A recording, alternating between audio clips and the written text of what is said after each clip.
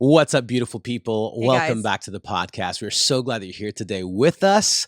We are having so much fun doing the podcast and just getting to read Yes. all of your comments and hear your encouragement, your feedback, all of that. We've had so many great guests. Today's guest is definitely not the exception. I have been following this family for years now, Yes. actually. They've just been such an encouragement to me, and as I walk with God, and just it's really, really cool. They have a beautiful family, and they're coming out with a new book that is a marriage devotional, which is really cool. If you Yeah. followed our story for any amount of time, you know that Amanda and I do start every single day with a devotional together. And just love that. And there's something to be said about a family that has really walked through the thick of it and come out stronger, and that they're being able to be a guide for you as you try to do the same thing. So we're really excited to welcome Levi and Jennie Lusko onto the podcast today. Yes. Welcome, guys. So glad you're Hello, here. thanks for having Welcome. us. This is amazing. Yeah, we're glad to be here. Thanks a lot. Yeah. So you're in the tundra, right? Isn't that kind of Well, right now we're in the basement. Yeah, where we there shoot you these go. conversations. But no, we live in Montana. Yeah, Yeah. Whitefish, Montana. Been here 15 years. Love it. so Nice. beautiful there? I'm guessing you probably get is it Montana or Wyoming that the show what's it called? Dang it. Yellowstone. Yellowstone, yeah. Yellowstone is filmed in Shoot. 2 hours from where we're sitting. So My they filmed gosh. it. It's set in Bozeman, That's right, yeah, the Yellowstone Valley, Bozeman, but it's yeah. filmed in the Bitterroot, which is just Okay. outside of here, Darby, Montana, I believe it is. Wow. We have some friends that just moved here last year from Montana and just said it's about the most beautiful thing in the world for a couple of months a year. But I think from the aerial view, when you're not having to stay warm, it's got to be I don't know Just- though. I mean, we That's love true. it. We I love love all it. 4 Yeah. seasons. You know, we got It's just cold for a long time. in the I love Continental the cold. Divide, which is like an hour from us. We got almost 12 inches of snow yesterday. wow. Wow. So it's coming. Winter is coming, friends. I I love told it. you on snow. Are Wow. you guys watching House of the Dragon? I guess they just had the season finale recently, but You know, I have not watched that yet because we just haven't. There's no, Yeah. but I'm aware of it. Yeah. There's just too many shows, you guys. it's Yeah. true. Yes, It's so true. true. I'm overwhelmed by how many shows that but exist. Yeah. you're pretty good at keeping up with the big ones, though. I am not. I still haven't actually watched Yellowstone. You know what we Neither watched have last I. night that was terrifying? Have you seen this movie Fall? It just showed up on. No, it's the one where they Oh. like go all the way up into the satellite My thing. Gosh, my Ugh. 3 older daughters watched it with me last night. Jenny went to bed. All of us are sitting on the couch, sweating from our hands and feet.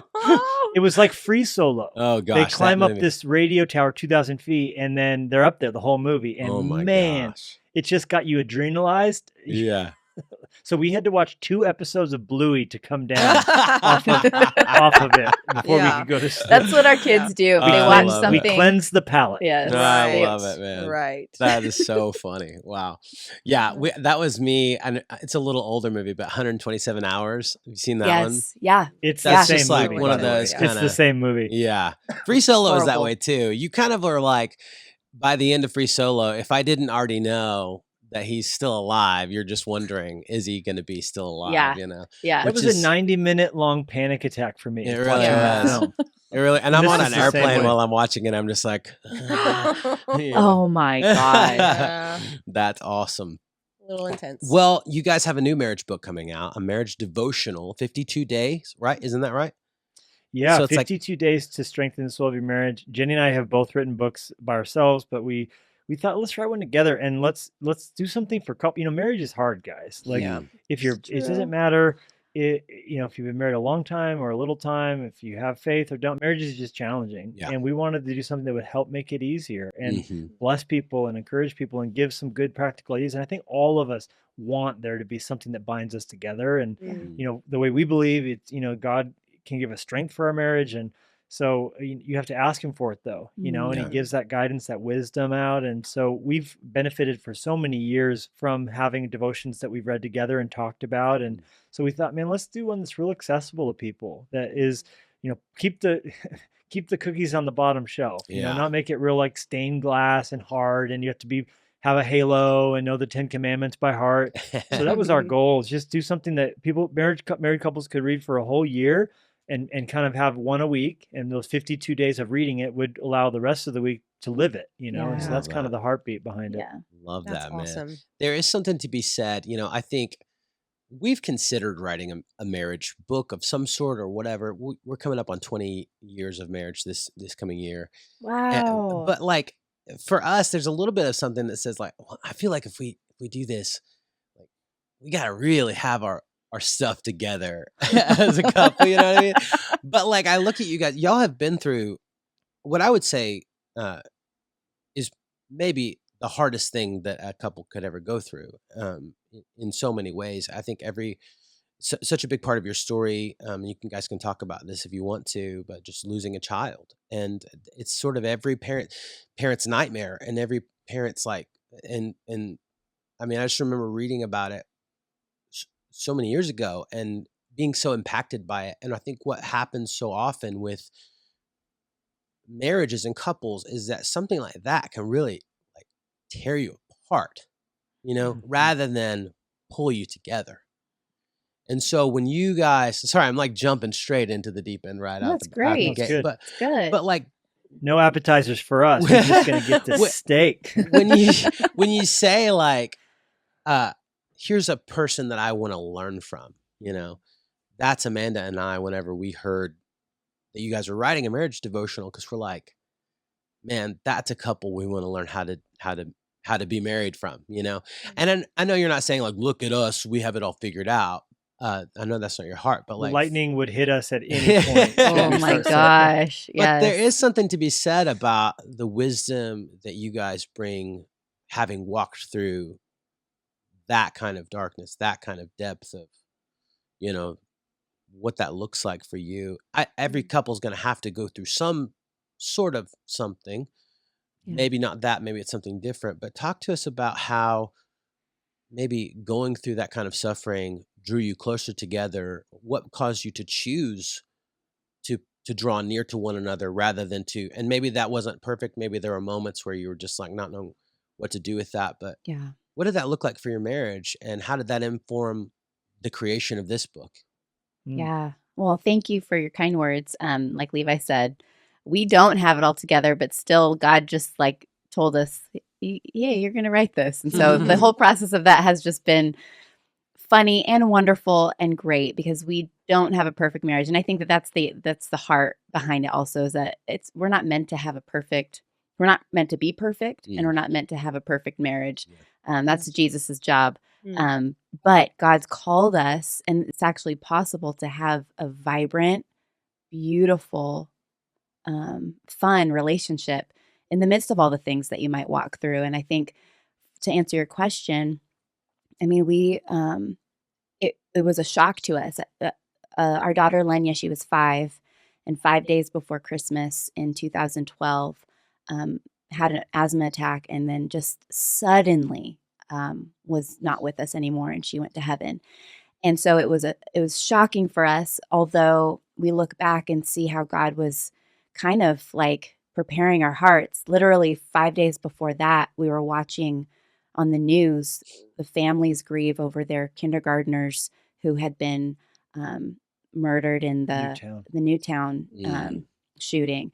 So it was almost... Yeah, it's crazy. That day, literally, I held Lenya in my lap. She's Yeah. 5, and I'm watching the news footage of this, and I had the thought, it went through my head, how do you plan a funeral for a 5-year-old? And then I literally remember saying, nope, I'm not going to even think about that. Yeah. Because how could you ever do that? Yeah. And having no idea, just days later, that would be our exact cross to bear. Yeah, around Christmas time. And I mean, my husband Levi says that struggles and trials don't make a marriage or don't make a relationship. It just reveals what's already there. It reveals the foundation. And I think that God is able to do anything. I think he could take a marriage on the rocks and turn it into something beautiful, because that's what he does.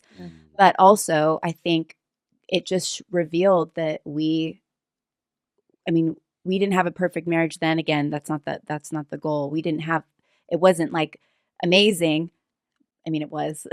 I'm like, well, it wasn't that bad. I'm just saying, like, There were great moments of it. You know, it didn't last super long, but it was fine. well, at that point, we were married like 9 years or something like that. Anyways, but to be in a place where our faith really, our reliance upon Jesus was really what was the glue. And I think even just both of our resolve to not let this wipe us out. I mean, we at that point had people in our lives who had kids die who were divorced. We literally had seen that before. And it's very common. It is common. Statistically speaking, it's one of the death blows. You know, the marriage vows say till death do us part. And obviously it means each other dying, but it tends to be when death is involved in the child, especially when one parent is there only when the child dies. It does tend to be very challenging for the couple to survive that. But our theory, as I think Jennie's saying, is when that happens, I don't know that it's so much that trial. I think it's like going in the oven. If there's a hairline crack in a pot when it's made on the pottery wheel, it'll explode when the heat gets applied to it. But it wasn't the heat's fault. It was the fact that the pot had that crack. Right. So trials make a weak marriage weaker and a strong marriage stronger. And that's I what think, I was trying to say. well, I think when we look back on our marriage, we realized, there were some things that helped us go into that trial prepared for it as best as you can be. Right. Now, it was still agony. It was still hell. We still were sorrowful and grieved, and it was the trial of our life. We lost weight. You couldn't eat. You couldn't wear contact lenses. I mean, I wouldn't wish that on my worst enemy. But that being said, I feel like we're stronger today. Yeah. And so what we're trying to offer up in this devotional is this wisdom. Train for the trial you're not yet in. How can every marriage, which you just alluded to it, Stephen, you're going to suffer something. Maybe not the hope, by God's grace, not that, but something.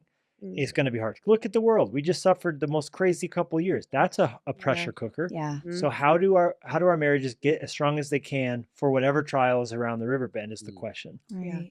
That's really good, man. That's really good. There's something we say at our house is always remember in the dark what you learned in the light. And that's like, we've got 7 kids and, they're all going through their own stuff a lot, and obviously we are as well. And so just that reminder, like, buddy, like, this is the time. This is the time to get strong. This is the time to eat right. This is the time to drink plenty of water. This is the time to learn, this is the time, because there's going to be a day when, you're not going to feel like it or whatever. And that's just, I feel like life 101 in so many ways that we kind of know if we're semi-mature, responsible human beings. Like we try to apply that into so many different areas of our life. But with our marriages, sometimes we just sort of think, I mean, nobody's standing at the altar thinking like, man, I can't wait for that first big fight. No one says I do, thinking that one day that's not going to be the case anymore, Yeah, because you think it's all going to be better and not worse, all richer and not poorer, all health and not sickness. I'm going to get married. I'm never going to struggle again with this. There are wheelchairs and hospitals and there are funeral homes. So we live in a broken world. Yeah. So to quote the great theologian Michael Jordan, it's what's done in empty gyms that one day fills up arenas. So if we think of ourselves today in the empty gym phase, it's like the smoke jumpers creed: do today what others won't, do tomorrow what others can. Yeah, it's good. So good. So you guys have a pretty, I would say, substantial ministry. You have a church that you pastor and do such a great job with that. I met you at a massive conference in the Dallas area years ago. And I've just seen so many things. You've got a podcast, you've got books, you've got the whole deal. What is the thing that you got? Like, do you have like any kind of grid that you use or boundaries that you guys have in place that you just don't even, to where in the middle of all that busyness, in the middle of all that craziness, you can stay together through that. You stay on the same page, you stay, you know what I mean? How do you keep your marriage strong? How do you keep your parenting strong when you're that busy? Ooh, that's a great questions. Great questions. I love the question. No, I think we would point back to, well, first of all, it starts small, like you guys. People look at you and go, how do you guys do all you do? Well, you started with principles that were small when you didn't have a lot. Yeah. People who wait to do romantic gestures with their spouse till they have the money to go to Ruth's Chris are never going to have a romantic life. It started for us at Costco. Yep. We would do our date nights literally at Costco. We couldn't even afford the Nice. hot dog Coke combo for $1.50. It Yeah. was But you sell got those samples free and samples. Yeah, and on a exactly. really good night, a churro, But now, so yeah, now we want to for our 20th go to Italy, whatever. But it started 20 years ago Hey, with small dreams. principles, Woo! right? That's So I our think for plan us, too. oh, I love that. Well, let's go. We'll say hi to each other. One night we'll get together for pasta. The rest of it, we'll ignore each other. That's hilarious. Um, When is y'all's anniversary, Yeah, by what's the the way? day? April 16th, but this coming up year is Okay. actually 19th, but we're Okay. well, you got to gearing plan. up. You We're got gearing to up plan for for Italy. 20. Okay. Yeah, Yeah. yeah. We've When's been yours? talking about it for about a year too. We're trying to renew our vows for our 20th, which is May 17th coming up. So we're like, Oh, maybe we can go to like Amalfi Coast. Sounds real nice. It's Sounds Does. real that's nice. the See George place. Clooney. Go That's right, swing by man. Como and get an espresso with George I Clooney. love Seriously. it. Yeah, you don't get to 20 years without some intentionality and some work in that area, And that's That's right. the thing. I know I'm asking you guys probably the same question. If you got a book coming out, you've been doing interviews nonstop, and everyone's asking you, how do you do it all? How do you whatever? And when people ask those questions, we kind of laugh because we don't. Like Yeah. we're bad at it. We get it wrong a lot, and we just whenever we see a miss, like hopefully more often than not, we come to each other and say, hey, you know what? We're not getting this right lately. Yeah. Yeah. Well, that's the thing because it's messy and we've never been where we're at right now. So it's like Yeah. we're navigating life. And yes, we've traveled. We always travel, but like we are navigating what it looks like to prioritize our marriage and what it looks like to prioritize our family and what it looks like to get away and to have our Sabbath Saturdays and also lead as best we can in our church. And it's a lot. It is really a lot. And I think there are times where when it's overwhelming, usually that's when the most important plate to spin. I mean, it's like we're spinning plates, but like the most important plate is the one that's just us and Jesus. And I think sometimes when that one is kind of slowing down in the spinning, like I feel like everything else kind of is just, then you just feel the weight of everything because you're not Yeah. just saying, okay, Jesus, you're number one and you're the center of this all. And without you, none of this even makes any sense or really matters. So if I'm not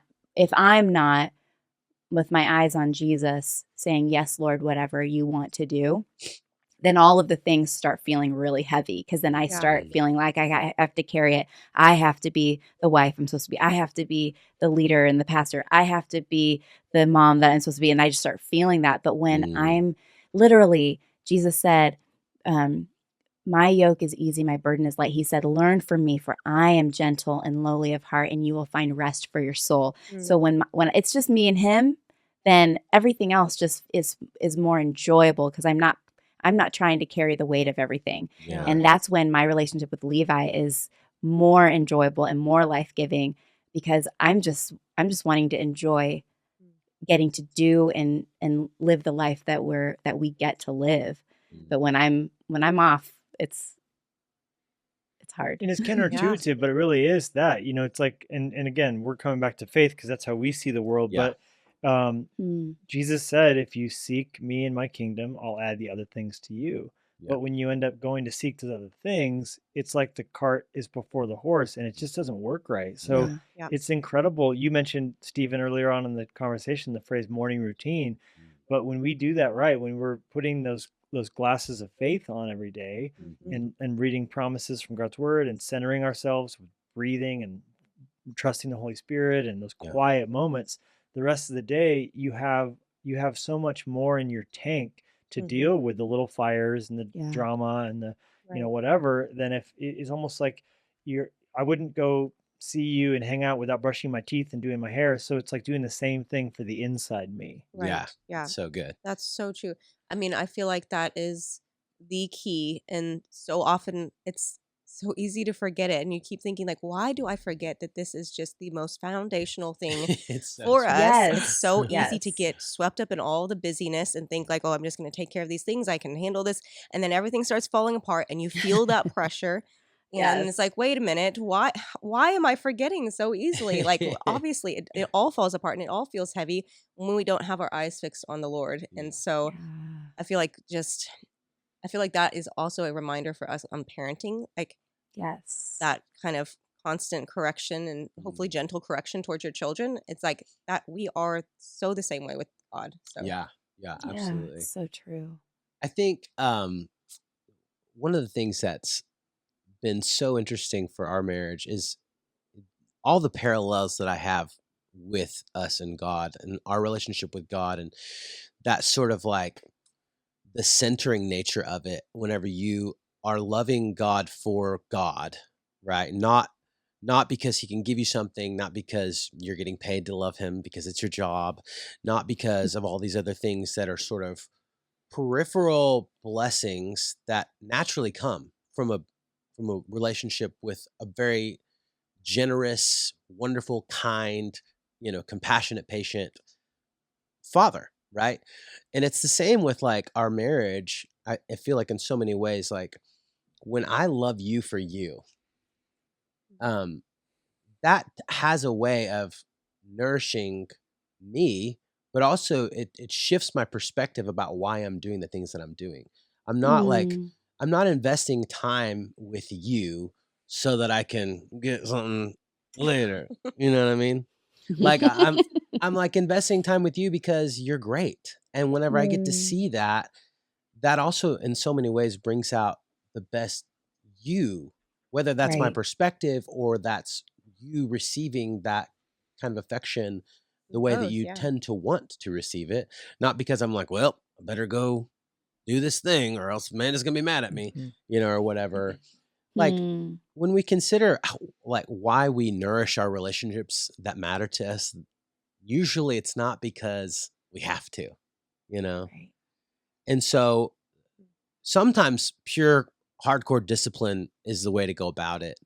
But I think that's a place you want to visit, not a place you want to live. You know what I mean? Yeah.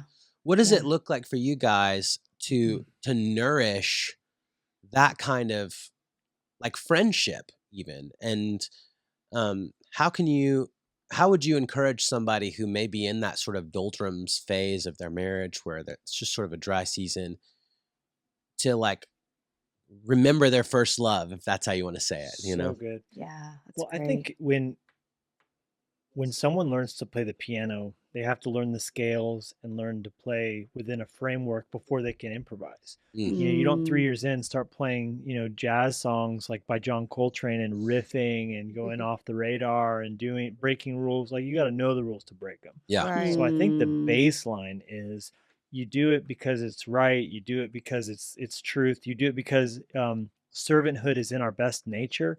In work in any regard, greatness is tapped into servanthood. Serve at work. Serve to bring your best creativity to the marketplace, whatever industry you're in. So in marriage, it's the same thing. So you're showing up at work in your marriage to serve, and that's like the scales, Mm, and then I think Mm. as you master that, like you said, seeking your wife, like loving her, preferring her, being curious about who she is, wanting to know her, wanting to coax out that friendship, that naked and unashamed vulnerability that really is the key to warmth and comfort and home and safety. and Mm. and this person knows me, warts and all, but loves me and doesn't naively think I can complete her, but knows I'm on my own journey, but loves me, wants to do life with me, and is mm, Right. covenanted together, and we're raising kids and serving, and the level of trust. It's like a bank. You Mm. get this compound mhm. interest, and now it's like, gosh, 2 decades in, there's such a wealth in this bank. I wouldn't trade it for all the anything you could offer me. A Yeah. one night Mm. stand? Are you kidding me? What we know and how we know each other, and Right. it's yeah, there's such a comfort there. But then I think when you to build that, you have to build it with scales. and Mm, then you can play John Coltrane. You yeah. know, Right. Yeah. you don't do that right away. Yeah. So I say, Mm. like someone said, I don't love my wife. Well, love's not a feeling; it's a choice. It's a Yeah. verb. Yeah. Yeah. So love her. Choose to do those scales. Die Yeah. to Yeah. yourself. Pick up your cross. Like pick up the towel. Like say you're sorry. Those the decades and in years of Mm, repeated scales, so to speak, love and respect, serve when I don't feel like it. Then eventually feelings come as a gift on the back end, Yeah. Mm. and yeah. then you're able to really, improvisational trumpet playing, right, so to Yeah. speak. So Yeah. yeah, that's just kind of my kind of take on it. I I love love that That's that. because I think great.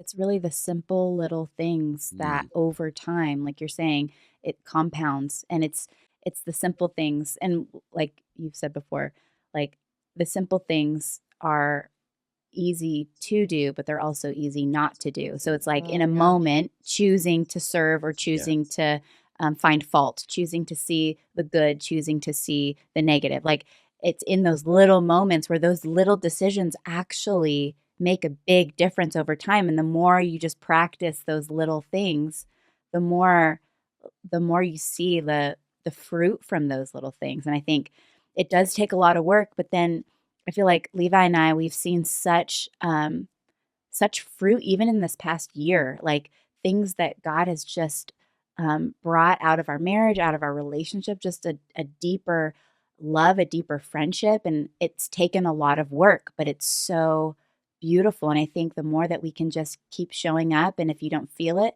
just serve anyway, keep loving, keep giving. And I think that there's power in those little things, and little things go such a long way. Yeah.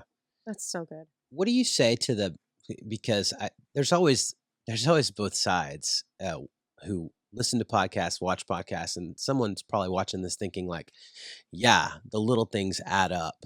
And I've got 17 years of my spouse choosing the little thing the wrong direction. And so Right. you talk about interests in a good way.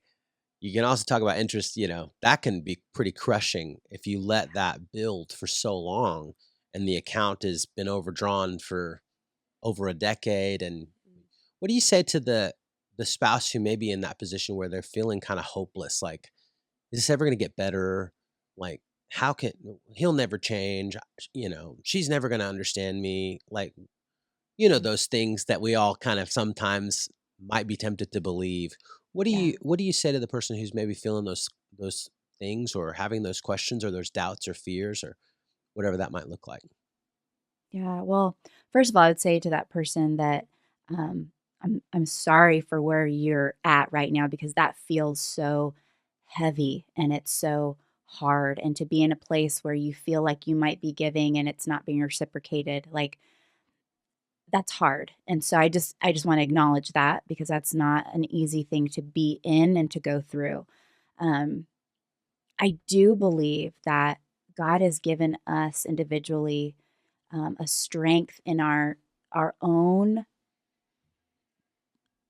tone and attitude, and um, there's power in changing your own. And truly, I mean, we can't change anybody. We can't change our spouse. We can't change our kids. We can't change our mom. We can't change our dad. Like we can't change anybody.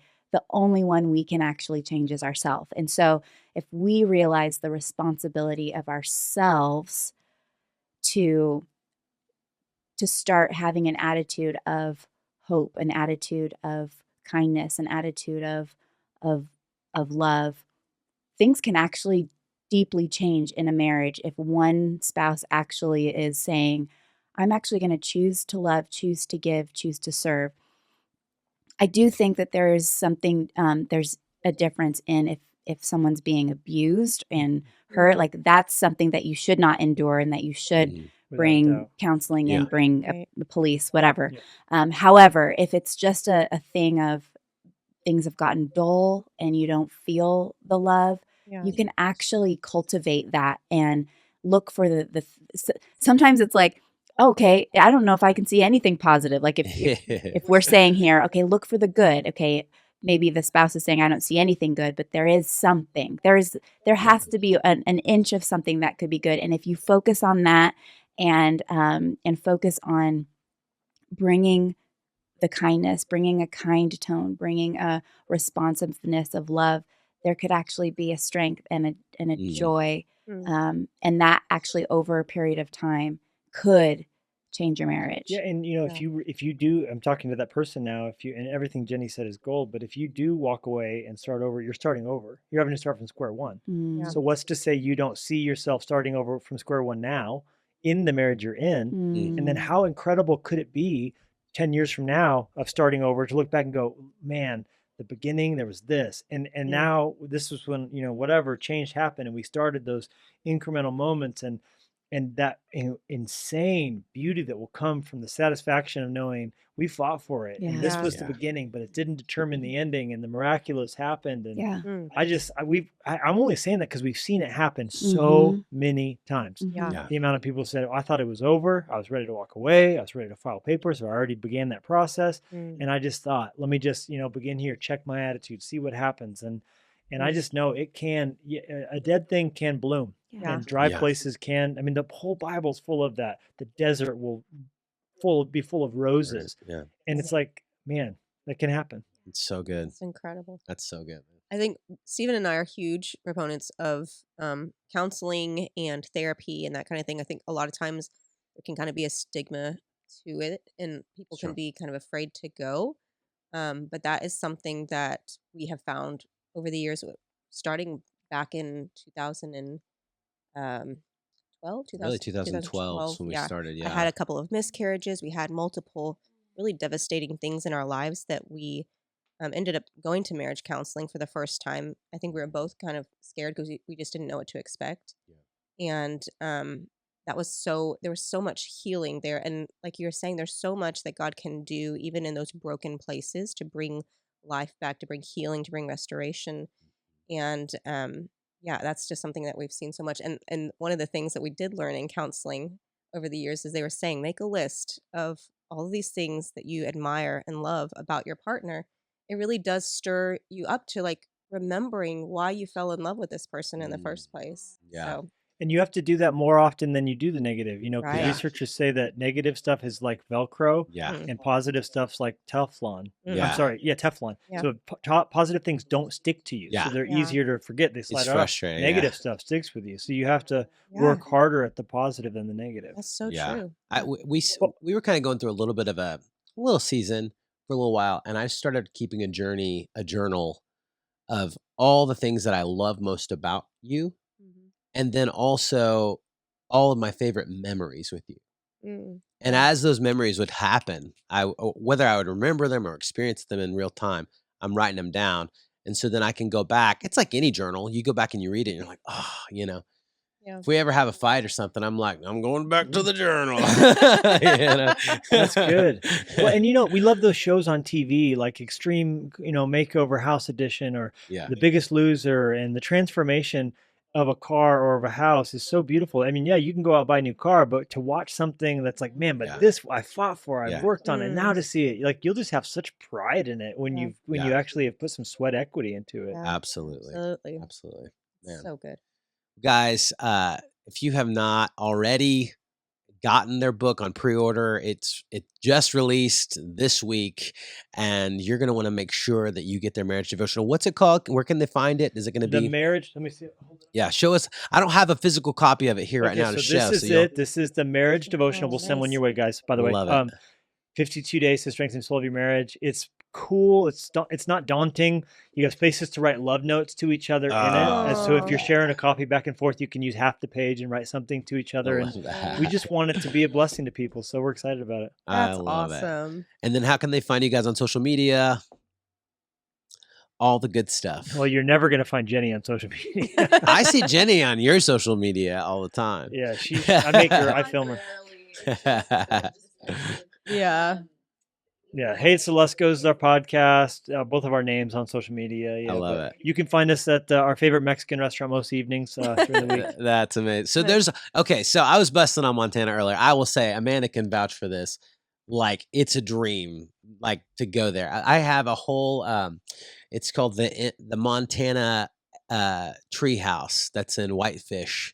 That's like it just looks amazing. I've got it like saved in my On your Airbnb. Airbnb. It's gonna happen. I was gonna go this past summer, and then ended up we had a bunch of stuff happen that we weren't able to make it work. But I'm gonna It's go. on the list. It's on the list. Like Montana is a bucket list place. I want to Yeah. go to all the Yellowstone National Park and Glacier National Park and just I mean that's our thing. So Yeah.